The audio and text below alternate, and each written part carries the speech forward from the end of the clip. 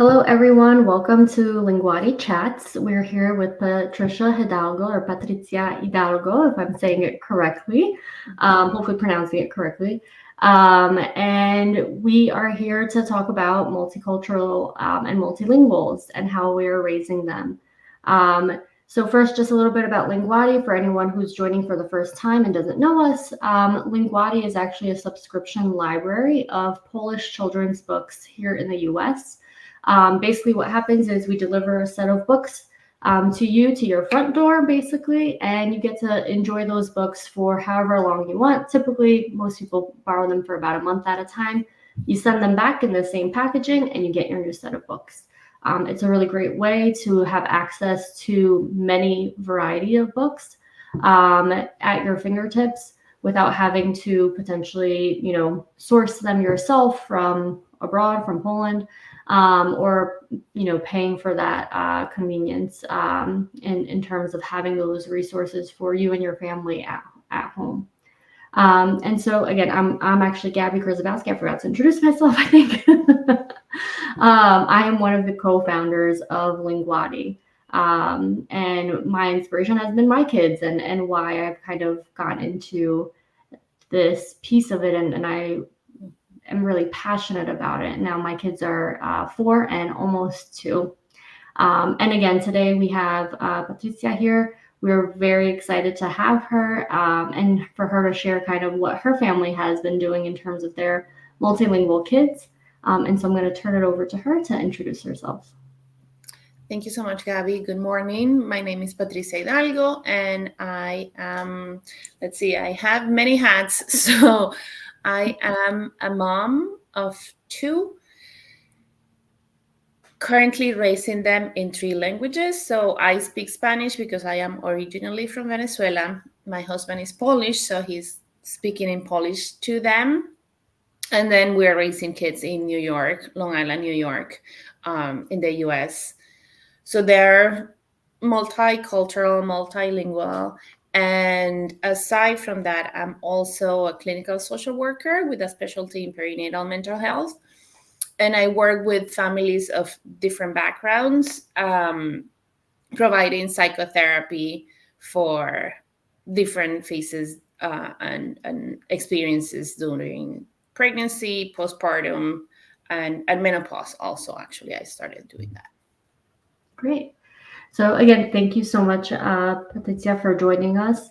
And so I'm going to just start off with, how do you guys balance using the different languages, since you do have 3 basically that you're using, or that your kids are at least exposed to on a day-to-day basis? And do your kids naturally switch between them? Like, what does that look like in your guys' home? Well, I think it's interesting because it has changed over time. At the beginning, I was lucky and privileged enough to stay at home with them for the first 3 years. So they were mainly being exposed to Spanish and Polish, and that's what they were mainly speaking.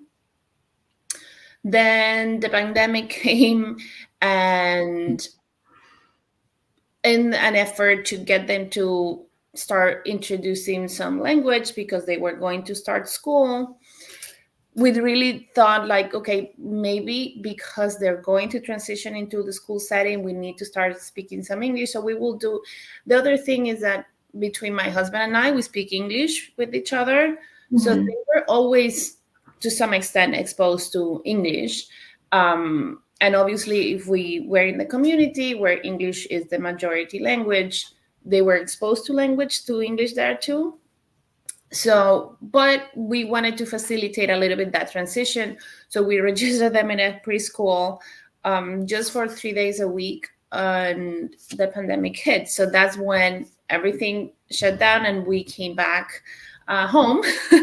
And it stayed mainly Spanish and Polish until they started school, basically. So my son is now 9 years old and my daughter is 7. So this transition of being more exposed to English really happened when they started in kindergarten. So since then, it's been a little bit more challenging to keep Polish and Spanish and on the top, I guess I will say, Yeah. because they are all day, every day speaking in English. And now I started working full time. So they go to school and then they go out to an after school program, and it's all English, right? So the transition has been, now they speak a lot more English, and we have to be extremely intentional about getting them to speak in Spanish and Polish. Yeah, I mean, and I think that's very common for pretty much everyone, unless you are homeschooling probably or have the access, which is very few schools, I think, just Yeah. US overall, that has a bilingual or dual language program. I know, here in New Jersey, I've looked and there's not a single one that offers at least a Polish bilingual or a dual language program, unfortunately. New York does have two actually in Polish and English, and I'm sure there's probably a couple of Spanish ones, I would imagine. But again, if it's not there and it's not convenient, then everyone has to make choices, and that's one of those choices that is really hard to make if it's going to cause such a big strain on the entire family, right? Yes. And we have looked, I mean, the kids, so that's another piece, how, for example, in terms of Polish, they go to Polish school every Saturday, and they have been doing that since they're 3. Oh, okay. So they get exposure a little bit more formally to Polish there. Mm-hmm. And it's been really great, I have to say. Because it's not only about language, but there's also about culture. There's also, right, like getting together with other families who are bilingual, multilingual, where Polish is one of their languages. So yeah. Are there? I mean, I've grown up in New Jersey and in this tri-state area pretty much my entire life. I don't think I've ever heard of any dual, like Spanish supplementary schools. That's not something I've ever seen. Is that something that you have kind of explored? Have you seen anything like that before? Because I have not personally. I know like I've seen Chinese Saturday schools or Korean or Hebrew and stuff, but I haven't necessarily seen Spanish. There is one, and it's not super, super far from us, but it's so expensive, Gabby, so expensive. Really? That is like, we can't do it. We cannot do it. Wow. Unfortunately, yes. That's interesting. So I mean, I think that's good to know, though, in terms of, exploring your options. If you can't do a dual language school, there are supplementary schools. But everything, again, has a cost, whether it's time, whether it's money, whether it's resources. And being intentional with that is super important.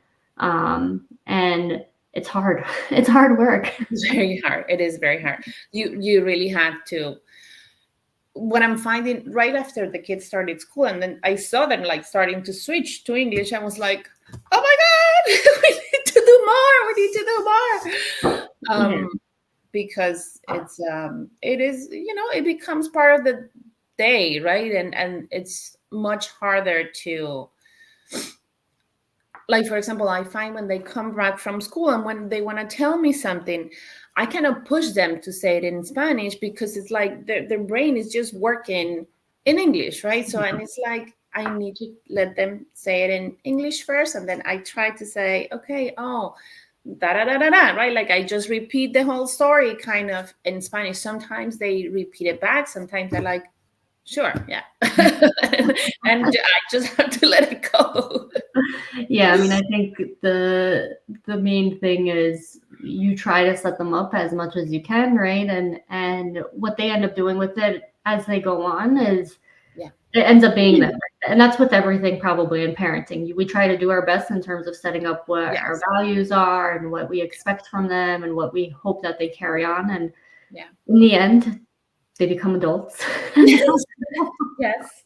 And they do their own thing. So, I think that's the really challenging part sometimes. But so my kids are a little bit younger. Obviously, they're just 2 and 4, almost 2 and 4. My son has been going to preschool since last year. So this is his second year actually in preschool. And it is in English, but we were really fortunate that his first year in preschool, first of all, he was only going half a day. maternity leave with my second.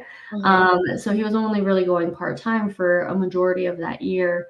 Plus, we got super lucky, and my husband laughs because he's like, of course, you would find the single American or English speaking preschool that has a lead Polish teacher. Yes. And so, but I did ask, and the key is you need to ask. Yes, yes. Good for you. And it took extra time, and maybe I wouldn't have found anyone, but obviously once I found a teacher that was Polish speaking, Of that course. was the front runner school for me personally, because I really wanted to Yeah. also ease his transition, because he only, at that time, my son only spoke Polish. Right. So Yes. like I felt like he would feel more comfortable, I would feel more comfortable, because he'd be able to communicate better, because he was a little over 2.5 when he started. Just Mm-hmm. felt like, again, that transition would have been easier to introduce him to English, because he still Yeah. could speak in the language that he was most comfortable in. Yeah. And I know he would, and again, like they pick it up so fast. They do. So They like it's not necessarily the concern of him picking it up or taking a long time to pick it up. It was more to give him that comfort uh, Mhm. when he went. And so now we're getting ready for my daughter to start preschool.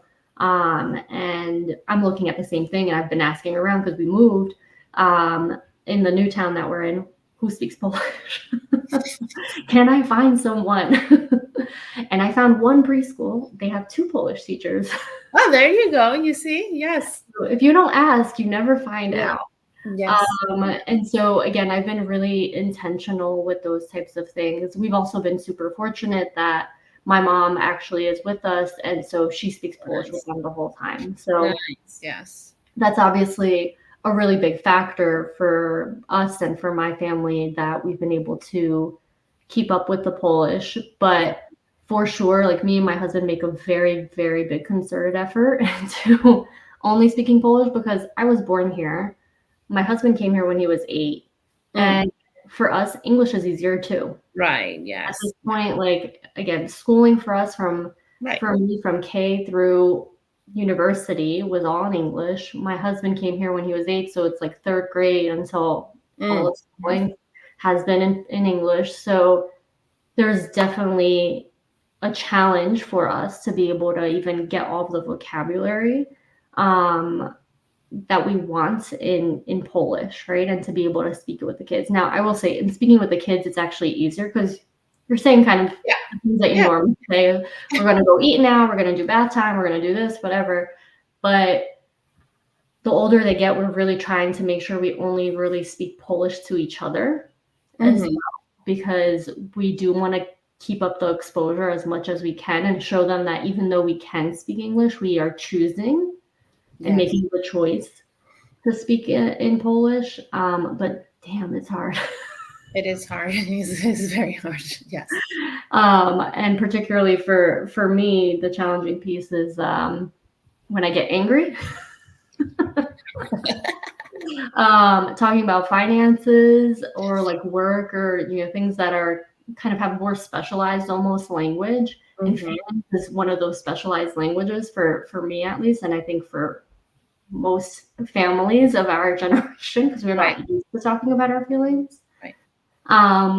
It makes it super difficult, but we're doing our best. Yes. Yes. Yes. Yes. But I actually was wondering, because both of your kids now are in school, and so obviously they're getting exposure to English. Are they speaking English to each other? They are speaking English to each other most Yeah. of the time. Yes. Before they went to school, did they speak Polish or Spanish to each other, or would they like mix both or use They both? will do a mix, and it was very interesting because it would very much depend who they were with. Like if they were with me, they will play in Spanish. If they were with their dad, they will speak in Polish. And then for the most part, if we were together, it was very mixed. And it's funny because I have one of the videos that I really love, that I have on my social media. Is like, so we have a beautiful garden, and during the pandemic we had what are the I'm forgetting, what are the birds that put the blue eggs? Uh, Robins or Robins, yes. right? So we had a nest that robins made, like, and it was in a very accessible part of our garden. So we will every day go and check the little eggs, and it was so beautiful. And but we will do it, the four of us, we would just go and just be careful. And then you will see the kids like switching, oh wow, oh how cute. No, no, not in English, but they will say all of these things in Spanish and Polish, like, because they knew my husband and I, right? Like, we were all, the four of us were interacting together, and it was like, oh, let's, and my husband would be like, oh, let's count, jeden, dva, trzy, and it's like, oh, sí, mira qué lindo, right? Like, es azul, niebieski. So it's just, it was like, it was so awesome to even witness that. Mm-hmm.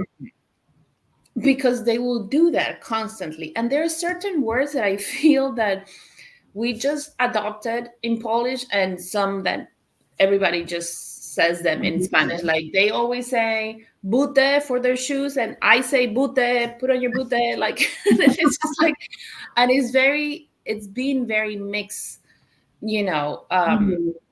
since the beginning. But now they gravitate towards English a Yeah. lot more often.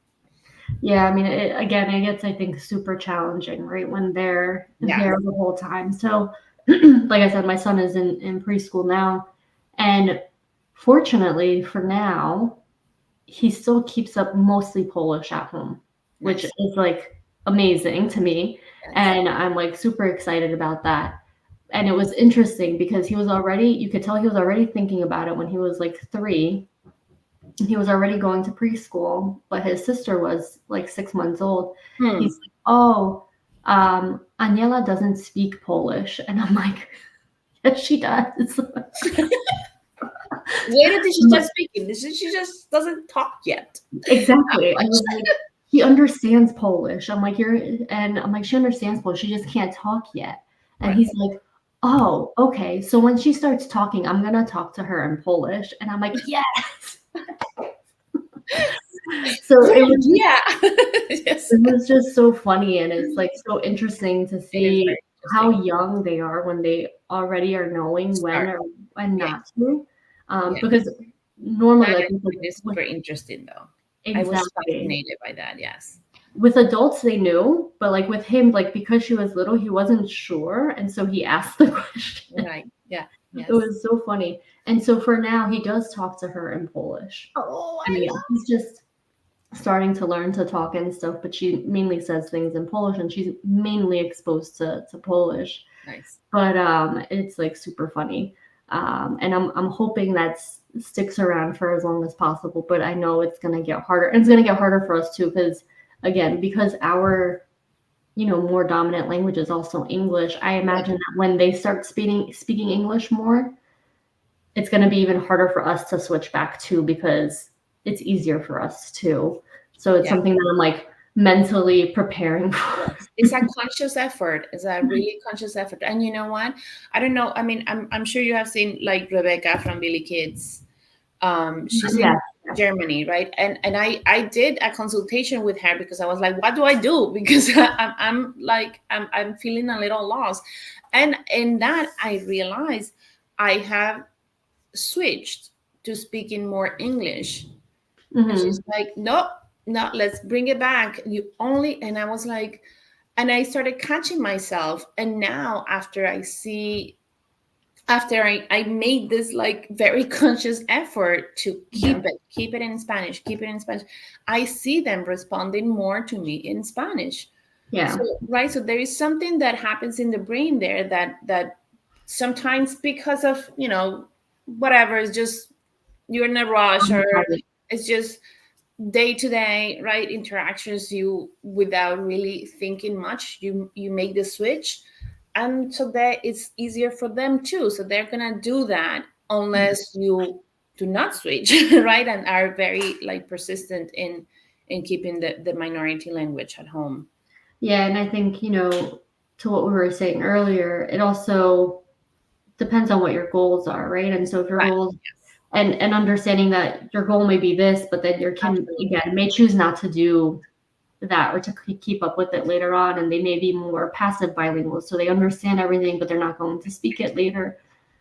Just understanding that that is a thing, right? And so bilingualism or multilingualism is a spectrum. And so, you know, again, we do our best efforts, and we have to be conscious if it is something that you do want to keep up, but understanding that ultimately every kid is their own person, and so they're going to pick it up in different ways or use it in different ways. Yeah.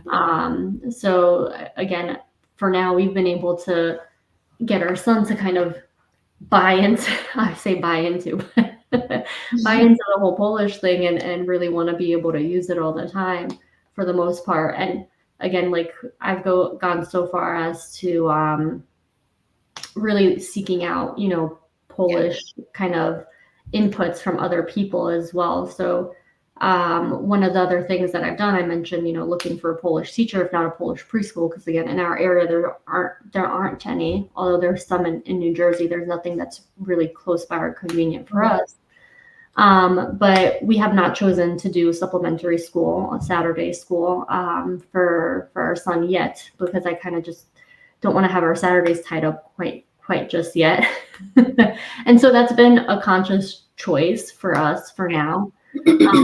But instead, what I've chosen to do is I really wanted him to do gymnastics and to really have something physical that he's doing. And so I called around and asked around if there's anyone who speaks Polish who teaches gymnastics, because again, I am this. Good. Yes. Good for you. Yes. And you know, I got the idea from another parent. And so that's also why having a community who not necessarily is even speaking the same language as you, but is also raising bilingual or multilingual kids. So this particular friend, they're raising their kids with Russian and Polish, and their daughter wanted to do dance, and so she found a dance studio that they speak Russian, which quite frankly probably isn't that hard. Same thing with gymnastics. I found a whole bunch of Russian instructors, but it was only one Polish one that I could find. But when she said that, it just, again, gave me the idea, when you talk and when you have a community, you're able to kind of get different ideas and look at different ways of being able to have those inputs, right, of the language. And so we've done that.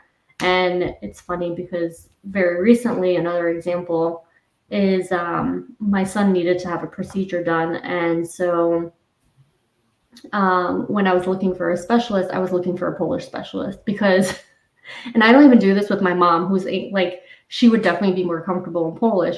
But if I have to take her, I'm taking her to whatever's most convenient to me. And I don't care. But because he is still more comfortable in Polish, like I literally sought out the ENT that was speaking Polish to drive there, which was further away because I definitely could have found something closer. Yeah.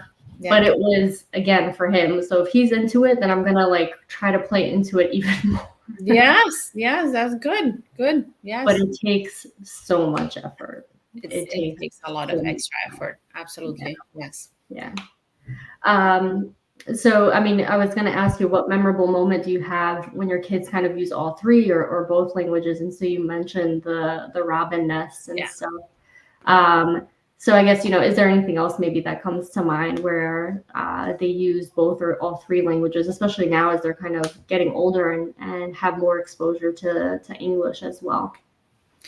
So, you know, one of the other ways that we really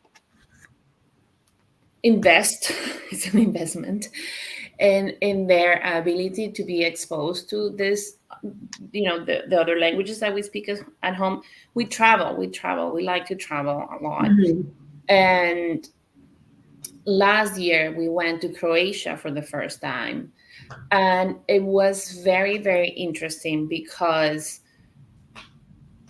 we were in a very little island and most people spoke English. They also spoke their own language, right? And then they also spoke some Spanish. So they will find at the restaurant, everywhere we went, people knew more than one language.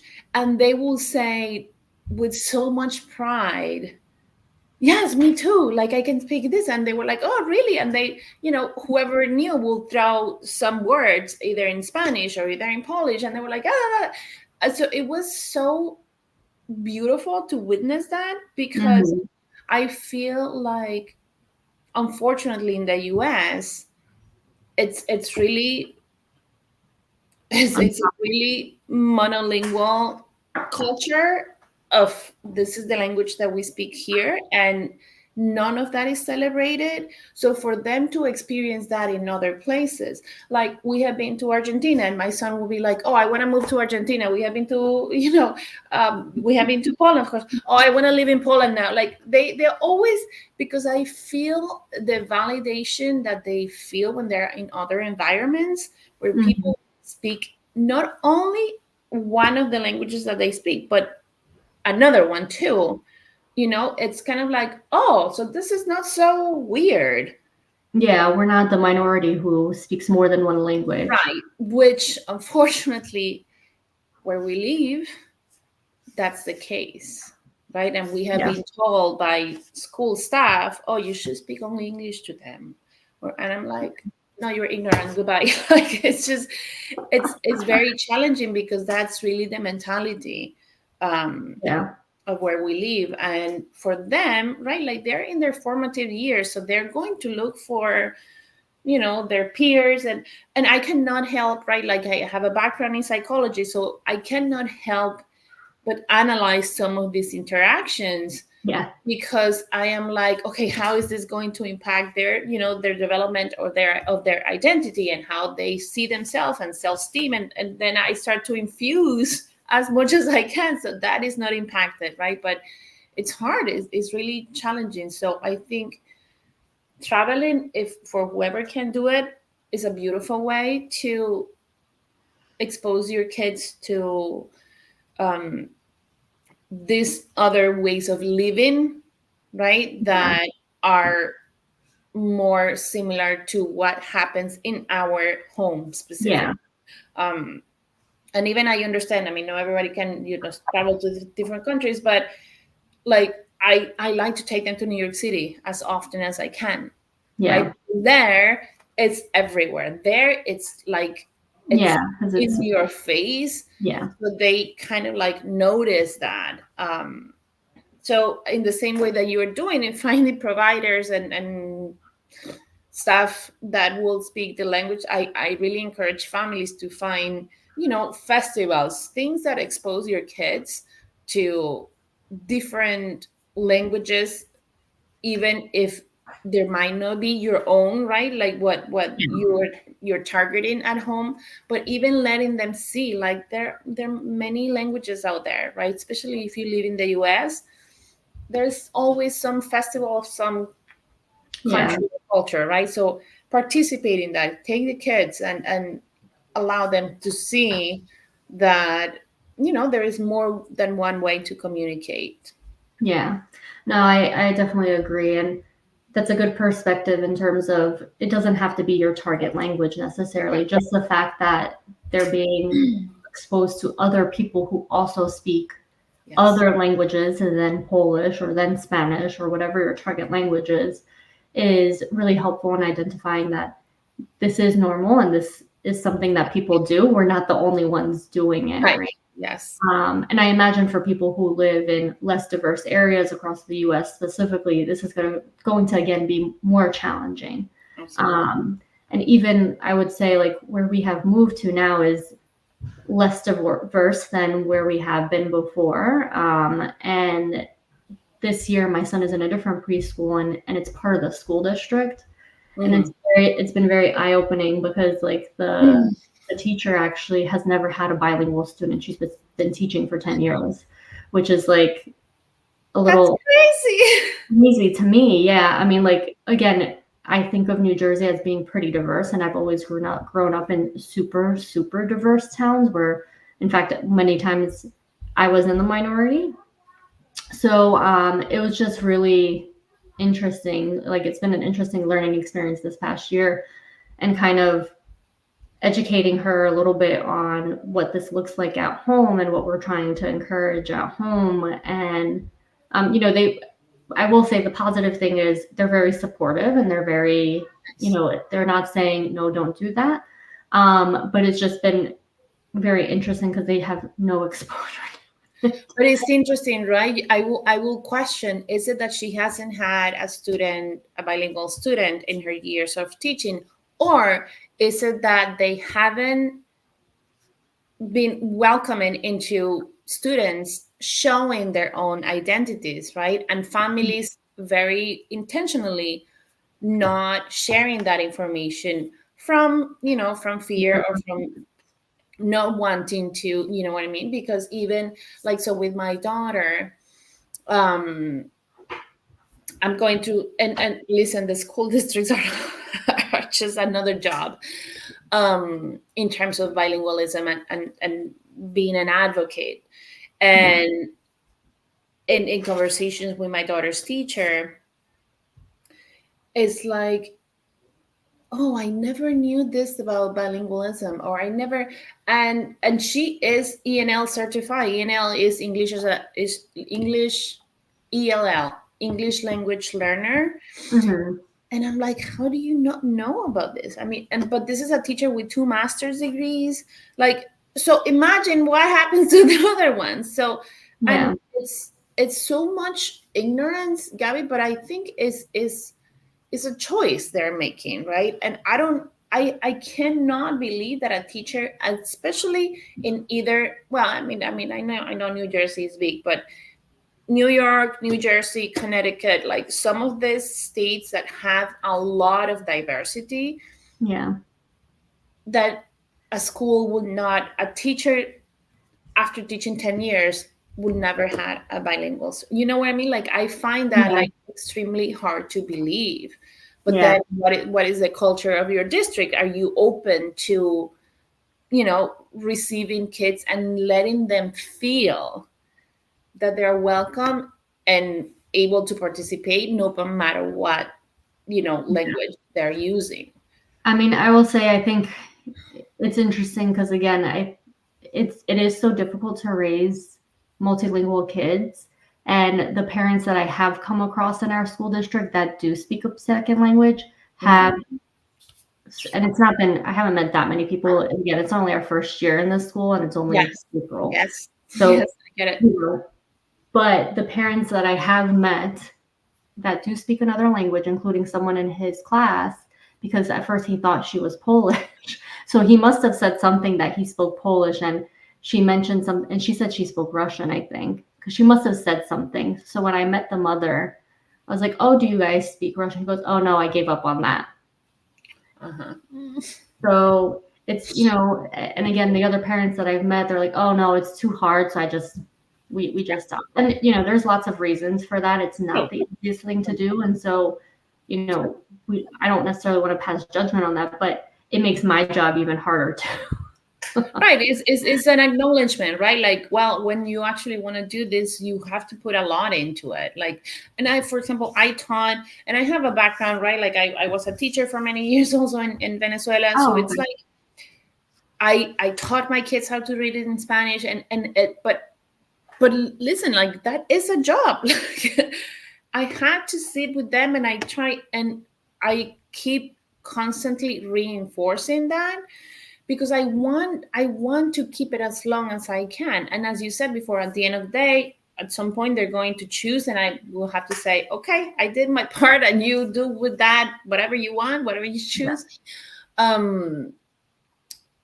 But it takes a lot of extra effort, right? It takes a lot of extra time. Sometimes it takes a lot of extra money, and it's just, it is a job, and it's not so simple to say, okay, just let's keep speaking in that language. Especially, I also think that it depends on your child's personality, right? If they start to show resistance, if they have issues at school, if whatever, right? If you have a neurodiverse child, like, all of these things need to be taken into account, right? And where do you focus your efforts? Because sometimes you just have to pick, right? It's just different priorities.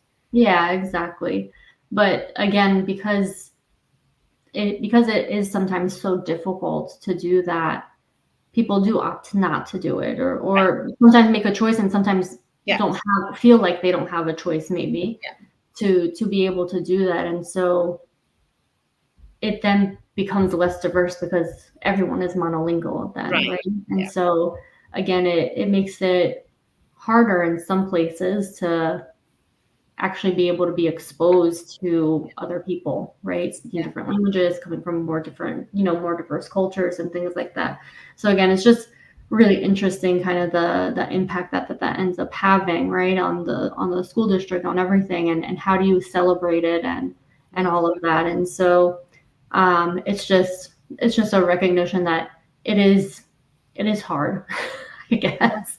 But I do think it's well worth it, because otherwise we wouldn't be here and we wouldn't be doing all the things that we do for our kids and for our family.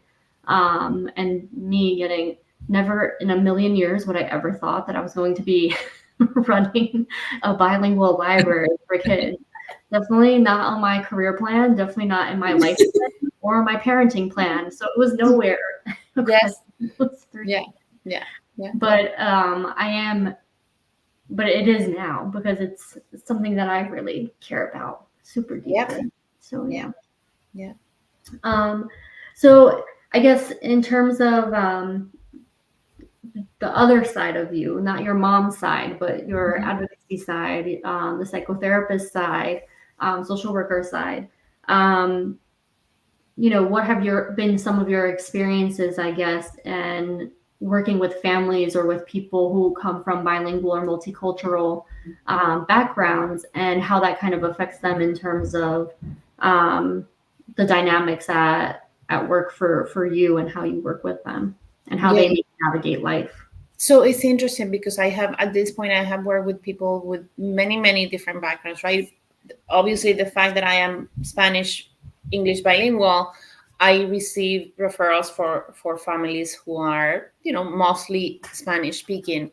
But I also have worked with people who have, different background, like from the Middle East, some Europeans, and you can see it's fascinating and at the same time infuriating, I will say, because you can see how systemic racism, right, impacts how those family feels in X, Y, or Z environment. What you look like and what people perceive you as influence how you're treated. Where do you speak your language and how you are treated? It's really hard to navigate, right? And so I have worked also with recent immigrants to this country, and it's at first it's really, really challenging to adapt to this process, also if you do not speak English, right? So you are put in a category of like you're not, of not feeling worth it because you don't speak English, when in reality we should be celebrating people bringing in their language repertoire, like Dr. Medina says, and because it enriches our experience in whatever environment they are. But for example, working with families who are, and this is why I was making some of those observations before. So a family who comes from a country where they are escaping violence, for example, right? And they're trying to adapt into the school system, into the work environment, it is very, very challenging, because if they are also in the process of learning English, then it's kind of like, what are the priorities that you have, right? How people very much hide their personality to be able to fit into those roles, really, to survive. Yeah. Right. So versus if you have somebody who comes into this country or who's been here long enough that they dominate English, but that they also use their other language, and that ability to kind of like switch depending on the situation and on, right, it can be, you see, and then people have said to me in sessions like, I just have to pretend that something is funny and be like, ha ha ha, right? Like, and it's just, it's really a game of trying to fit all the time, right? Because our main goal when we're in a new environment is to be accepted as how we are, and sometimes you have to navigate what will really benefit you or protect you. right, exactly. Yeah. Yes, right. Yeah. So and it's interesting because then people come into my sessions and they're like, I'm so exhausted of like, right, like some of the interactions of having to portray somebody that I am not 100%, right? If Yeah. you speak the language, but if you look a certain way, people are going to judge you for that. And this is part of a systemic issue that we have, especially in the US, Yeah. that really impacts your choice of language. Yeah, for sure. And again, depending on where you live, it might be easier or harder to do that, right? So I mean, and being an immigrant or a child of immigrants, because I was born here, I'm first generation, you kind of struggle with that two identities, right? Yes. And Yeah. I'm not American enough, but I'm not Polish enough. And Mm-hmm. so like, where do I really fit in and stuff? Yeah. Yeah. Yeah. And so it's interesting. My mom thought it was really interesting when I went to Poland for the first time. I didn't actually go to Poland until I was 20, until I was an adult for the first time for a variety of reasons. But when I went there and I went to Europe and I started traveling more and stuff, and I was like, oh, like someone asked me where I'm from or like who I am, like in Britain or wherever. And I'm like, oh, I'm Polish American. And my mom's like, really? She's like, you didn't say you're American? And I'm like, well, no, because I'm not. Like, I am, but that's not all of me. Oh, yes. Yes. So like, it's really fascinating. Like, I mean, I feel much more comfortable now as I've gotten older in terms of who I am, and I'm okay saying that. I don't know that would have been true when I was a child or whatever. And, Yes. I think that's partially one, I've become more confident. And two is I see the world differently, and the world is a little bit different than, 30 years ago. But it's just interesting. And it is a battle that a lot of us face because it's like, well, I am this, but I'm also this. And how do I kind of reconcile these two things? Yes. So it can be really challenging. And so again, like I really hope that we are able to teach our kids enough and like give them enough of that self-confidence and everything that they don't have to necessarily feel less than in either one. But they are enough in both, and they are both. And I mean, we're also obviously very privileged that we can even focus on that because we don't have to necessarily worry about having food on our table like my mom did, or having a roof over our heads and clothes on our back and all this other stuff that, at least in my particular family, those were the top concerns. Here we're able to think about these things, and that in and of itself is like a super huge privilege to be able to only kind of think about, not only, but to focus on this a lot for our family and for our kids. So it's interesting, right? Because I do see you getting emotional just thinking about it, right? And it does, it just triggers something that sometimes it's just hard to put into words, right? And I think once you become a mom, it's like this, and I don't know if you feel this because I feel it, right? Like the stress of, especially for them growing up in this country, the stress of thinking, are they going to have this internal conflict? Yeah. Right? How do we minimize that? How do we infuse that this is a good thing despite the environment that will make them feel that it's not? Yeah. Or, just feeling like I'm the only one. Yes. Yes. Like, yes. And it's painful. It's very, right? Like it's really heart-wrenching. Yeah, like again, we moved to this new town for a variety of reasons and stuff, but like when he first started going to school, he was like, oh, like I miss being able to speak Polish at school. And it's like,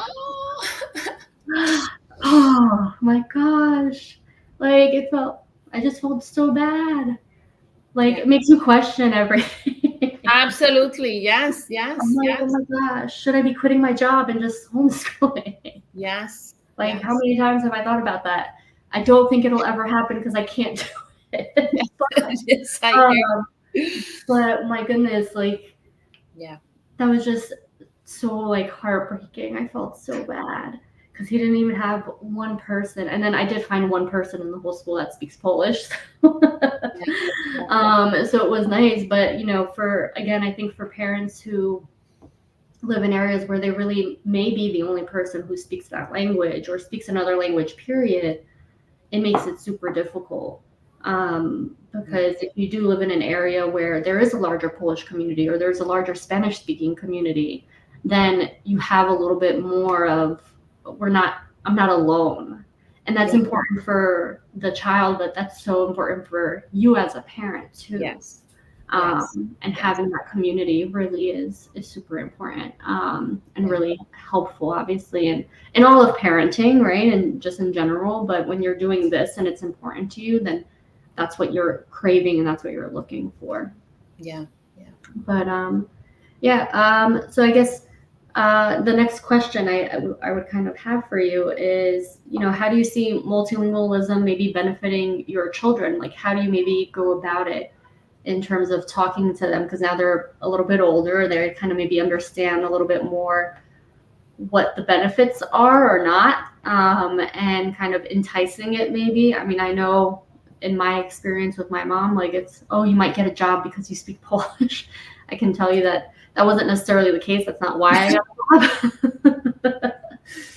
But I will say I do get to use Polish at my job, which I'm really grateful for. Mhm. And it's not a whole lot, and it's not on any regular basis. Yeah. It does feel good when I have that opportunity, and they're always like, "Wait, your Polish is like really good," Mhm. Mhm. and it Mhm. feels good, right? It feels validating Yeah. to hear that and stuff.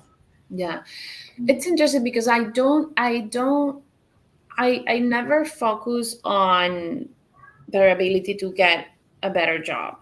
I also think, especially in this country, I don't think that is valued as much. Um, People are like, "Oh wow, you speak more than one language, right?" But it's not in terms of money. Like I very often you don't get anything extra for speaking another language unless you are very fiercely advocating for that. And I'm speaking for myself, right? Because I do, like, sometimes it's been very challenging for me if I'm the only clinician who speaks Spanish and I have to do all of this translating thing, and it's a different level Yeah, um, of operating because you speak another language, but it's not necessarily um, remunerated in your paycheck for in a sure. way that you know what I mean, like that is so for us it's really preserving who we are as a family, because both my husband and I came to this country um with careers, right? So as adults, really. And this is a huge part of who we are. And we also don't have family here. So the only way that we can keep those ties with the extended family is if they are able to communicate with them in either Spanish or in Polish. Otherwise, that is going to, I mean, that is going to die. Yeah, And it just even thinking about that, like it's like no, yeah. um, So both of you still have most of your close family is in Argentina, Venezuela. Sorry, right? well, now, yes. I mean, now because of the situation in Venezuela, a lot of my close family is in Argentina and is in many other parts of the world. And then my husband's, they're all in Poland. Okay. So for us, really, it's like this is who we are. This is how we eat as well, right? Like food is a huge topic in our house because it's very much cultural, right? Yeah. We don't eat, mac and cheese and hamburgers and hot dogs almost never, unless we are in somebody else's house, because that's not how my husband and I, like, we don't have an emotional connection to those types of food, so we don't eat that, right? Yeah. So just starting from that, and it seems so basic, and so, but it's impactful, because then they go to somebody else's house and they're like, oh, they were eating that, what is that? Or even peanut butter and jelly sandwiches. We don't do that. So it's funny that you mentioned those specific foods, because my husband and I didn't grow up eating those either, but I did babysit a lot when I was a teenager and stuff. And I babysat at American families for the most part. And they did eat hot dogs and mac and cheese and PB&J sandwiches. And I must say, I love it. So I make them, not all the time and not that often. Mac and cheese we make pretty often because the kids love it. And so do I, quite frankly. And I love the box stuff. I know it's bad for you, but I love it. My mom is like, and whenever I make it, my mom doesn't eat it because she's like, this is garbage. But we love it. And again, for us, it's part of my culture, because again, it's that it's the American and Polish in me. I love my pierogi, but I also love my PB&J. Yes, and that's fine, right? There's no. My mom can't understand it. right. But I think it's to your point, it's different for everyone. And I didn't get that exposure at home. I got it elsewhere. I was like, oh, like, what is this? Like, we never had this at home. So it's definitely interesting to see how that kind of, changes and happens. Yes. So I really think, and going back to your question, that for us is really about letting them learn about who we are as a family, like that they know that they're responsible to carry it on, because I don't believe in that. They choose to, if they want to carry on or not, and I'll be okay. But at least I want them to know and never forget, my mom is Venezuelan, my dad is Polish. Yeah. And I am a mix of that, right? And whatever they do with that is going to be their issues. But you're setting the stage for them. Yes, like I want them to understand what it means. I want them to understand, what it feels. I want them to understand what it can bring them in terms of their experience of life. Yeah. So and I in that sense, both my husband and I are kind of like on the same page. It's really not about, oh, you're gonna be more. No, I mean, we do think that. For example, this is something that we do think, that because they speak another language, they can go to university in somewhere that is much cheaper than here to go to a good university, because hopefully they can manage the language part and go to school for free. Like, all of this, these are some aspects that we think about, but it's not. But it honestly is mainly about, this is who we are as a family, right? And these are our values, these are our backgrounds. So the connection and the identity, right? And understanding where you came from. Yes. Yeah. No, I would say it's the same. I would love if they were able to get a job and get paid extra because they spoke another language. Right. But I don't think that's happening. Maybe it will. Who knows? That'll happen in another 20 years. So a lot of things can change in that time. Yeah. But it's more so to, again, have that understanding of where we come from. This is my culture. This is my identity. It's part of me as well. This isn't just my parents or my grandparents or whoever that lives far away, because we have extended family, in Poland, both of us, but we're not necessarily super close to them. So that's not necessarily even the driver for us, because our immediate family is here. So it's not even that. And all of our immediate family speaks English. And actually, all of my kids' first cousins from my side, none of them really speak Polish. So again, it's really, which is fascinating, because my mom has 7 grandkids right now. One was just born like 2 days ago. But none of them really speak Polish. Now, that could also still change, because they're all still young enough that it's definitely possible. But again, the driver necessarily isn't even being able to speak with family members abroad or anything. It's really just a strong desire from us, for me and my husband, to hold on to that language, which is an important part of us, to be able to listen to the music and like understand the words and see what they're saying and like be able to read books and just consume all this other stuff that they maybe wouldn't be able to otherwise, right? If we weren't teaching them at home, at least at this point. So it's just it's more of this personal kind of identity and culture and connection that we want versus monetary or career aspirations maybe somewhere down the line. So it's been, you know, interesting, and that proves to be a slightly different challenge, right, than if you need a second language to survive or to communicate, or you have maybe even family members elsewhere that you want to make sure that you're able to visit and speak to relatively easily. Just one more, I guess, question, because you mentioned, you know, the cultural differences, especially, or the cultural impact and food in particular. But how do you navigate cultural differences kind of in your own home between Polish and Venezuelan? Because I imagine there's some differences. Like what comes to mind for me for like Christmas Eve, typically, I know in a lot of Latin cultures, Christmas Eve you eat meat, you eat pork even, right? Which in Polish, traditionally, that's a big no. Now there's many Polish people who now eat meat during Christmas Eve and stuff, but that in our home we don't, because that's always been the tradition, so we still don't. So how do you kind of navigate that and the differences and incorporate them or not incorporate them, or do something completely different maybe that, you know, you neither of you maybe grew up doing, but do because you're now a blended culturally family. So that's very interesting, because my husband and I spent a lot of time together before having kids.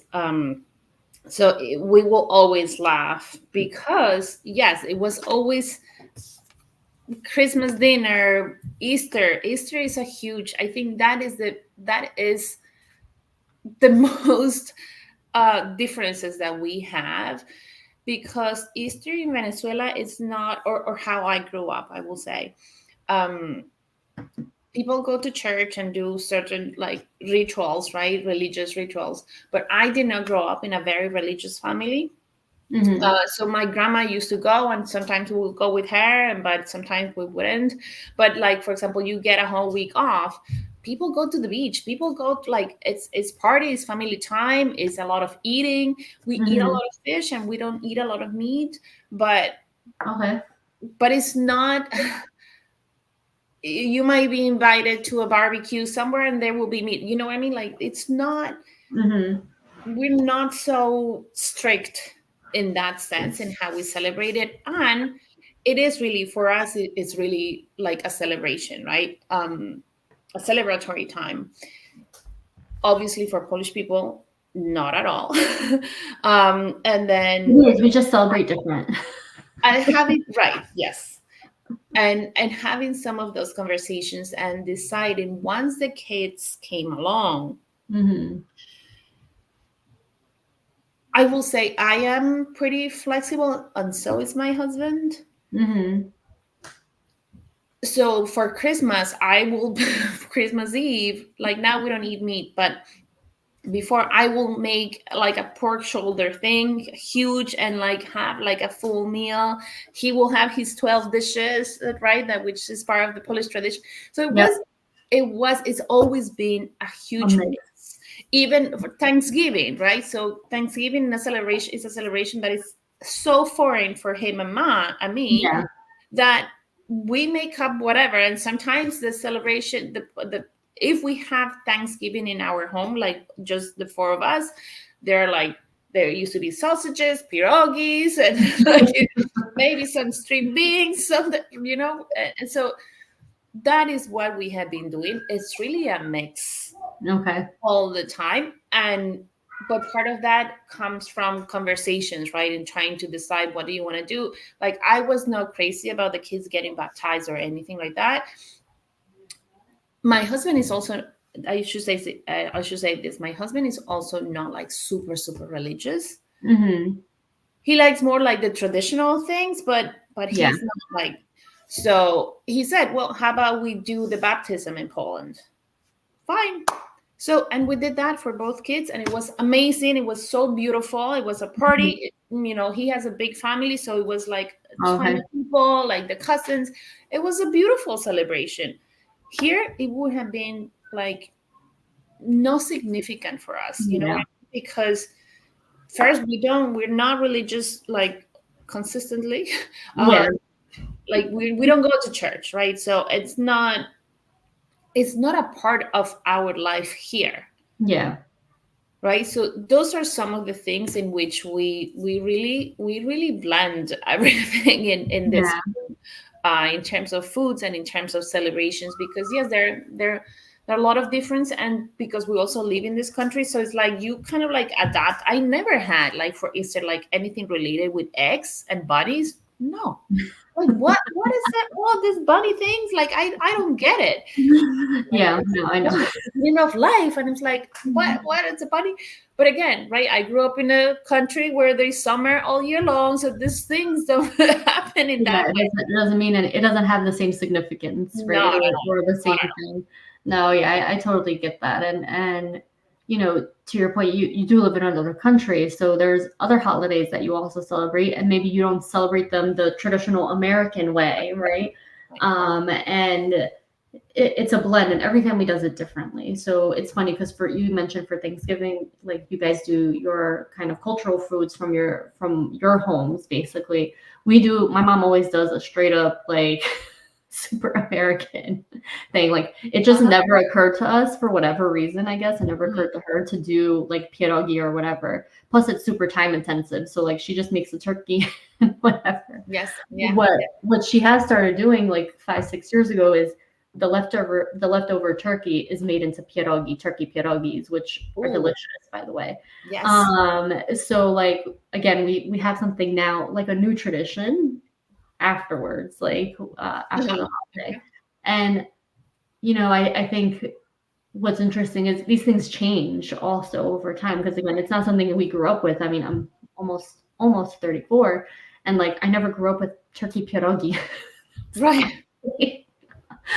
But 5 years ago or 6 years ago, whenever it was, my mom decided to do it, and we were like, oh yeah, this is good. Let's like make sure we make pierogi after Thanksgiving every year instead of turkey salad or turkey sandwiches. So I mean, I guess the traditions change, and you mix them, right, depending on what your family is and what you like the most, right? Or what's important to you. But then things also change sometimes by just happenstance. And it's been really interesting to see how that stuff changes as time goes on too. But yeah, so I don't know if there's anything else you'd like to say, but we are coming up on an hour. And I just want to say thank you so much for joining, for chatting and sharing a little bit about, your life and your family and how you guys are navigating raising multilinguals.